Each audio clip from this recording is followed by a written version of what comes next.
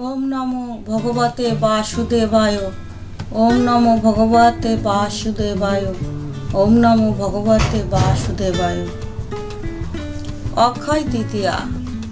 অক্ষয় তৃতীয়া হলো হালচন্দ্র বৈশাখ মাসের শুক্লা পক্ষের তৃতীয়া তিথি। অক্ষয় তৃতীয়া বিশেষ তাৎপর্যপূর্ণ তিথি। অক্ষয় শব্দের অর্থ হলো যা ক্ষয়প্রাপ্ত হয় না। বৈদিক বিশ্বাস অনুসারে এই পবিত্র তিথিতে কোনো শুভ কার্য সম্পন্ন হলে তা অনন্তকাল অক্ষয় হয়ে থাকে। যদি ভালো কাজ করা হয় তার জন্য আমাদের লাভ হয় অক্ষয় পুণ্য, আর যদি খারাপ কাজ করা হয় তবে লাভ হয় অক্ষয় পাপ। তাই এই দিন খুব সাবধান প্রতিটি কাজ করা উচিত। খেয়াল রাখতে হবে ভুলেও যেন কোনো খারাপ কাজ না হয়ে যায়, কখনো যেন কটু কথা না বের হয় মুখ থেকে, কোনো কারণে যেন কারো ক্ষতি না করে ফেলি বা কারো মনে আঘাত দিয়ে ফেলি। এই দিনে যথাসম্ভব মৌন থাকা জরুরি। আর এই দিনে পূজা, জপ, ধ্যান, দান, অপরের মনে আনন্দ দেওয়ার মতো কাজ করা উচিত। যেহেতু এই তৃতীয়ায় সব কাজ অক্ষয় হয়ে থাকে, তাই প্রতিটি পদক্ষেপ ফেলতে হয় সতর্কভাবে। নমস্কার বন্ধুরা, ফুলমালা ব্লগের আরেকটি নতুন ভিডিওতে সবাইকে শুভেচ্ছা এবং অভিনন্দন। এই ভিডিওতে আমরা জানব অক্ষয় তৃতীয়া 2025 সালে কবে, কখন এবং কোন তারিখে অনুষ্ঠিত হবে এবং অক্ষয় তৃতীয়া কেন এত শুভ, এই সব কিছু। অক্ষয় তৃতীয়া তিথি পালিত হবে 16 বৈশাখ 1432 বঙ্গাব্দ, 30 এপ্রিল 2025 ইংরেজি বুধবার। অক্ষয় তৃতীয়া পূজার শুভ মুহূর্ত শুরু হচ্ছে 30 এপ্রিল বুধবার ভোর 5:41:44 থেকে দুপুর 12:18:36 পর্যন্ত। এই শুভ মুহূর্তের স্থিতিকাল হচ্ছে 6 ঘন্টা 56 মিনিট। এই সময়ের মধ্যে আপনি অক্ষয় তৃতীয়ার পুজো সম্পূর্ণ করতে পারেন।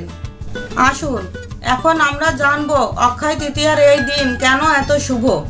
পৌরাণিক যুগ থেকে অক্ষয় তৃতীয়ার দিনে বেশ কয়েকটি গুরুত্বপূর্ণ ঘটনা ঘটেছিল বলে জানা যাচ্ছে। বৈশাখ মাসের শুক্লা তৃতীয়া তিথিতে ঘটা কিছু তাৎপর্যপূর্ণ ঘটনা। এই দিনে বিষ্ণু ষষ্ঠ অবতার পরশুরাম জন্ম নেন পৃথিবীতে, তাই এই দিনকে পরশুরাম জয়ন্তী বলা হয়ে থাকে। রাজা ভগীরথ গঙ্গা দেবীকে মর্তে এনেছিলেন তার পূর্বপুরুষদের উদ্ধারের জন্য এই অক্ষয় তিথিতে। গণপতি গণেশ ব্যাসদেবের মুখনিসৃত বাণী শুনে মহাভারত রচনা করেন এই অক্ষয় তৃতীয়া তিথিতে। দেবী অন্নপূর্ণার আবির্ভাব ঘটে। এই অক্ষয় তৃতীয়া তিথিতে সত্যযুগের শেষ হয় এবং ত্রেতা যুগের সূচনা হয়। কুবের তপস্যায় তুষ্ট হয়ে মহাদেব তাকে অতুল ঐশ্বর্য প্রদান করেন এই দিনে। তাই এই দিনে বৈভব লক্ষ্মীর পূজা করা হয়। ভক্তরাজ সুদামা শ্রীকৃষ্ণের সাথে দ্বারকায় গিয়ে দেখা করেন এবং তাকে সামান্য চাল ভাজা দিয়ে শ্রীকৃষ্ণ তার সকল দুঃখ মোচন করেন। দুঃশাসন দ্রৌপদীর বস্ত্রহরণ করেন এই দিনে এবং সখী কৃষ্ণাকে রক্ষা করেন শ্রীকৃষ্ণ। শরণাগতর পবিত্রতার রূপে এই দিনে শ্রীকৃষ্ণ দ্রৌপদীকে রক্ষা করেন। এই দিন থেকেই পুরীধামে জগন্নাথ দেবের রথযাত্রা উপলক্ষে রথ নির্মাণ শুরু হয়। কেদার, বদ্রী, গঙ্গোত্রী, যমুনোত্রী যে মন্দির 6 মাস বন্ধ থাকে, এই দিনেই তার দ্বার উদ্ঘাটন হয়। দ্বার খুললেই দেখা যায় সেই অক্ষয় দ্বীপ, যা 6 মাস আগে জ্বালিয়ে রাখা হয়েছিল। এই দিনে সত্যযুগের শেষ হয়, প্রতিকল্পে ত্রেতা যুগের শুরু হয়। ভগবান শ্রীকৃষ্ণ চন্দন যাত্রা শুরু হয় এই তিথি থেকে। ভিডিওটি ভালো লেগে থাকলে লাইক, কমেন্ট এবং শেয়ার করে দিবেন এবং চ্যানেলটি সাবস্ক্রাইব করে নতুন নতুন ভিডিও আপডেট জানতে আমাদের সাথেই থাকুন। ধন্যবাদ।